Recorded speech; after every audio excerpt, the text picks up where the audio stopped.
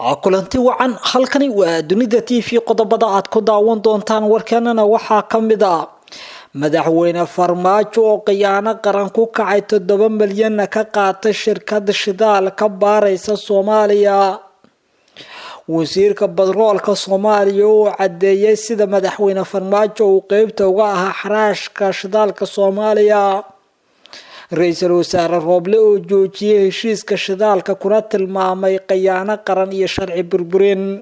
xiisad colaadeed oo laga dareemayo magaalada Boosaaso ee gobolka Bari iyo wasiir Jamaal oo dalbaday in baaritaan degdeg ah lagu sameeyo odayaal dhaqameedkii taageersanaa oo qarax lagu laayay magaaladaasi madaxweyne Saciid Cabdullaahi Dan oo si la yaab leh war uga soo saaray qaraxa lala eegtay odayaal dhaqameedka aragti duwanaa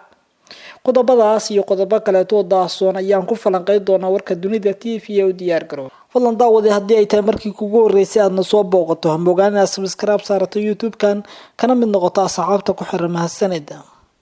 fadeexad weyn ayaa Soomaaliya dul hoggaanaysa kadib markii madaxweyne Maxamed Cabdullaahi Farmaajo lagu eedeeyay qiyaano qaran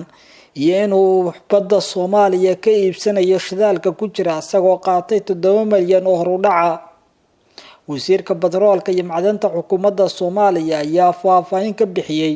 heshiis shidaal Paris oo ay wasaaraddu saxiixday ayna la gashay shirkad lagu magacaabo Coastline isla markaasna la sheegay in laga leeyahay dalka Mareykanka wasiirka ayaa sheegay in madaxweyne Farmaajo uu la ogaay heshiiskan oo lagu qaatay 7 milyan oo dollar isla markaasna uusan garanayn sababta uu hadda uga hor yimid asagoo ku macneeyay inay tahay culays uga yimid bulshada Soomaaliyeed ka arintaas iyo saxiixeeda waxa si qaas ah haya madaxweyne Maxamed Cabdullaahi Farmaajo wuxuu ahaa hormuudka ugu weyn ee ku aadan hababka loo marayo sharciga batroolka shirkadda aan heshiiska la garaynay oo kol horeetaba aan keena Muqdisho balse dib loo dhigay arrimo la xiriira sharciyada aan dhamaystirnayn ayuu yiri wasiir Cabdirashiid Maxamed madaxweyne Farmaajo ayaa dhankiisa soo saaray inuusan qayb ka ahayn heshiiskaas uusan waxba ka ogeyn balse taasi waxaa beeninaya wasiirka batroolka xukuumadda Soomaaliya oo sheegay in faylka heshiiskaba uu hayo madaxweyne Farmaajo oo wakiil ka ahaa wasiir Cabdirashiid ayaa sidoo kale sheegay in heshiiskan uu soo bilowday sanadkii 2013 xilligaas oo dalka hogaaminaya madaxweyne Xasan Sheekh Maxamuud waxa uu sheegay inay saxiixeen heshiiska 15 bishan oo aysan wax qalad ah aysan ku jirin sharcina ay ahayd waxaana sidoo kale sheegay in shirkaddan heshiiska lala galay ay doonayaan inay dhamaystiraan koodii bishii koobaad ee sanadkii 2020 oo ay xamar yimaadeen shirkadda heshiiskan la galay ee laga leeyahay dalka Mareykanka balse sababo jira darteed dib loo dhigay waxa uu sheegay wasiirku in ay heshiiskan ay ku galeen iminka si dhamaystira isla markaasna ay qalinka ku duugeen in 7 xirmo oo kamid ah shidaalka Soomaaliya ay baaritaan ku sameyso shirkaddan xirmooyinkan ayaa waxa ay ku kala yaalaan xeebaha Galmudug Koonfur Galbeed iyo Jubbaland waxaa la sheegay in halkii xirmo oo madaxweyne Farmaajo ka qaatay 1 milyan sidaasna ay ku noqonayso 7 milyan oo dollar waxa uu sheegay in lacagtaasi la qorsheeyay in bankiga dhexe ay marto ee Soomaaliya oo ay ku soo dhici doonto maalmaha soo aadan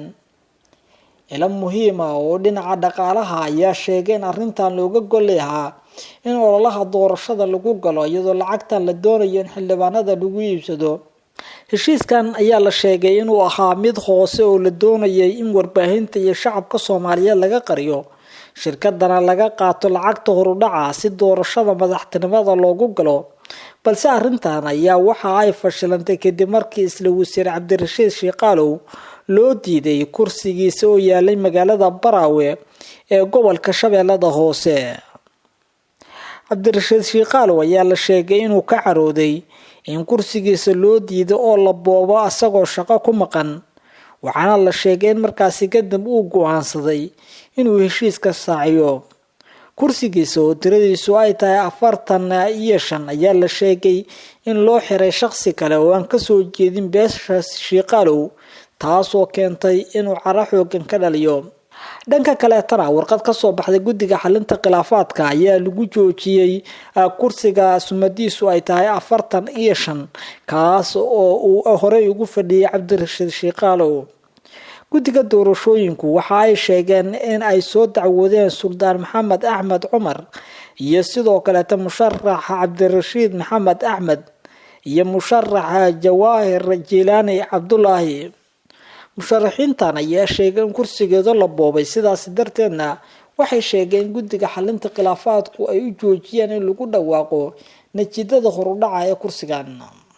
dhinaca kale tan ra'iisul wasaare Maxamed Xuseen Rooble ayaa ku hanjabay inuu qaadi doono tallaabo uu degdeg sharciga u la tiigsanayo shakhsiyaadka uu sheegay inay boobayaan hantida oo ay saxiixeen hanti booba ra'iisul wasaaraha xukuumadda federaalka Soomaaliya ayaa war uu soo saaray ku sheegay in wasaaradda batroolka Soomaaliya ay gashay shidaal baaris oo aan sharci ahayn qoraalka ka soo baxay xafiiska ra'iisul wasaaraha ayaa lagu shaaciyay in heshiiska ay gashay wasaaradda batroolka uu waxba kama jiraan yahay asagoo ku goodiyay in tallaabo laga qaadi doono cidii falkaasi ka dambeysay heshiiska la sheegay in wasaaradda batroolka wasiirkeedu uu saxiixay ee la xiriira arrimaha shidaalka waa mid sharci darro ah oo aan loo marin waddo sharciya sidaasi waxba kama jiraan ay u tahay ayaa lagu yiri war qoraal oo ka soo baxay xafiiska ra'iisul wasaare Maxamed Xuseen Rooble sidoo kale qoraalka waxa intaasi lagu daray ra'iisul wasaaruhu uu qaadi doono tallaabooyin sharci oo looga jawaabayo falka xadgudubka ku hantida qaranka dhaxalka jiilasha soo socda si loo ilaaliyo amaanada ummadda Soomaaliyeed shirkadda heshiiskan saxiixday ee wasaaradda batroolka Soomaaliya ayaa lagu magacaabaa Coastline waxaana la sheegay inaysan ahayn shirkada sharci u leh inay soo baarto shidaalka dalkeena oo ay soo saarto Soomaaliya ayaa xilli kala guura ku jirta waxaana iminka socda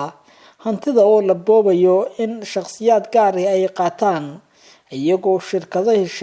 heshiisyo la galaya madaxda dawladdu magaalada Boosaaso ee gobolka Bari ayaa waxa ka taagan xiisad xooggan